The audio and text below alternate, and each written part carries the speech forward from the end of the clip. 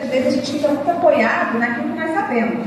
Não, isso eu já conheço, isso eu já sei, eu sei que eu tenho que obedecer o meu pai, eu sei que crianças, adolescentes, adultos, cada um tem uma função dentro da família, porque homens e mulheres, crianças e adultos, você adolescente, não acha que você não tem a função na sua casa.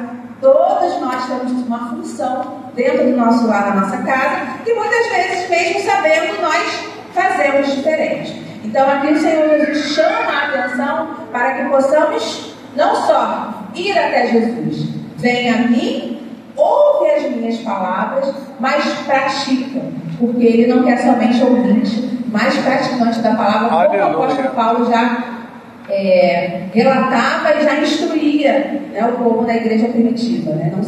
Que não sejamos somente ouvintes, mas praticantes da palavra de Deus. Aleluia. E eu fiquei pensando sobre o que impede das famílias, o que tem impedido das famílias, mesmo as famílias que conhecem a Deus, que conhecem o Senhor, que já tiveram um encontro com Ele, que sabe que aqui a gente não precisa de mais nada, porque o Evangelho ele não precisa de E, né? Como diz C.S. Lewis, às vezes para colocar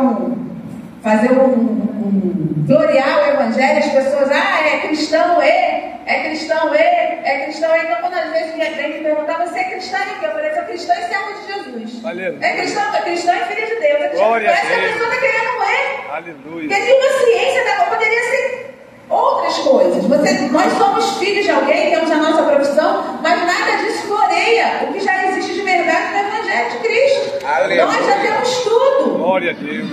E o que está atrapalhando, o que está impedindo de sermos famílias, segundo o coração de Deus, famílias que experimentam uma paz no meio do caos, famílias que conseguem passar por situações como essa, porque quando nós vamos descendo aqui, o que a palavra de Deus diz?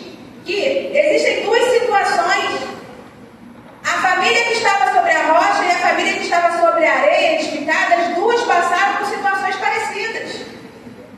Está falando de vento, está falando de prova, de tempestade, e é claro que a gente pode fazer essa associação com tudo que nós estamos enfrentando atualmente, porque o que nós estamos enfrentando por aí, tantas tempestades, mas é possível passar assim, no meio da tempestade, com uma capa de chuva. Eu costumo dizer que Jesus é a minha capa, sabe, que me protege, que vai passando ali. Mas aqui está falando de situações que sobrevêm a essas duas pessoas, com esses dois comportamentos. Um comportamento sensato, aquele comportamento sábio, e o outro insensato, né?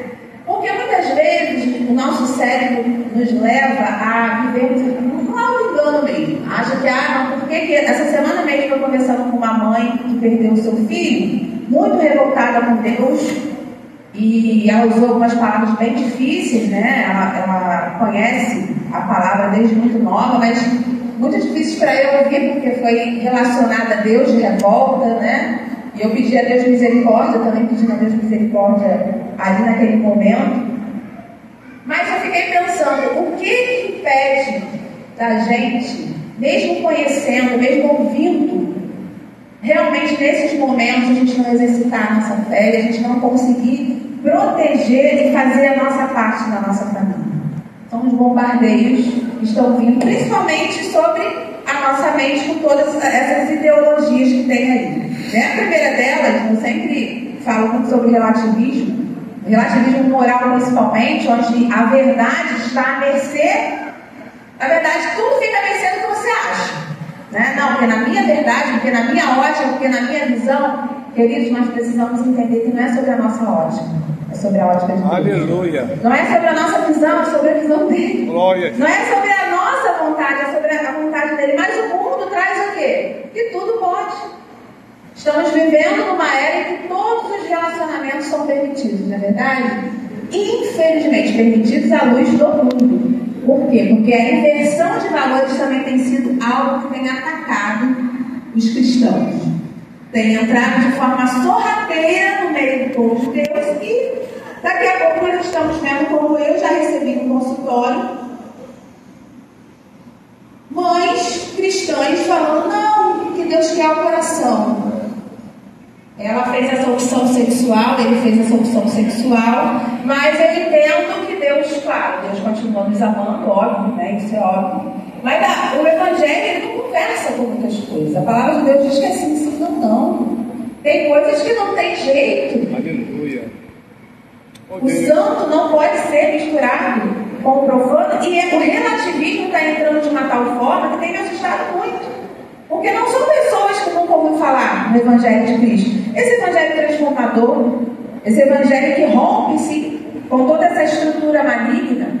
E isso tem sido umas coisas que tem abalado muitas famílias que pensam estar alicerçados na rocha que é Cristo, mas estão sobre a areia.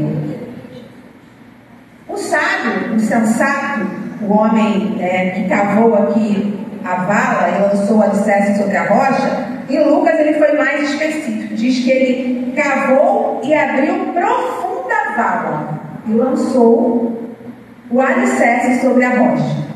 Então está falando aqui mais uma vez de uma atitude, de um preço a se pagar. Todo mundo que trabalha com construção civil aqui sabe, quer dizer, mesmo quem não tem tanto conhecimento, sabe que a parte principal de uma estrutura é o alicerce. Só que vocês estão vendo o alicerce desse prédio? Eu não estou vendo. Tem vários tipos, né? Tem sapatas, tem aquelas redes, que o pessoal que entende aí, né? De emaranhados de ferro. Eu já vi muitas estruturas, trabalhei muito tempo acompanhando obra também, muitas estruturas.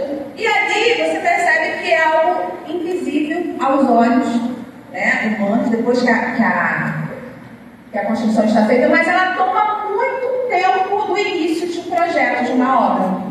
Tem obras que ficam sendo planejadas durante muitos meses. Obras grandes que às vezes, eu lembro de obras de construtoras que eu tive o prazer de acompanhar, que ficavam muito tempo ali no papel e se verificava uma coisa. E mesmo assim, eu lembro de um prédio que começaram a construir do outro lado da praia de Caraí, e mesmo com todo o planejamento, tudo no meio, eles ainda encontraram algumas questões e ficou mais um tempo lá de rocha, de pedra, parado, tendo que replanejar. Então, Deus também chama a nossa atenção nesta manhã para entender que a nossa parte também é o planejamento. Glória a Deus. É parar.